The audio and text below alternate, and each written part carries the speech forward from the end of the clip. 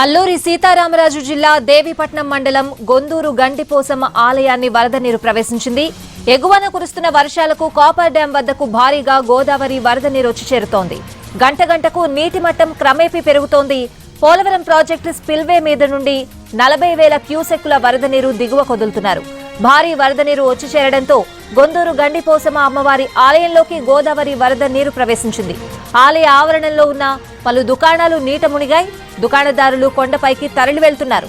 కొందరు సురక్షిత ప్రాంతాలకు తరలి వస్తున్నారు. ఎగువ ప్రాంతాల్లో వర్షాలు అధికంగా కురుస్తున్నందున గోదావరి వరద ఉధృతి మరింత పెరిగే అవకాశం ఉండడంతో అధికార యంత్రాంగం అప్రమత్తం.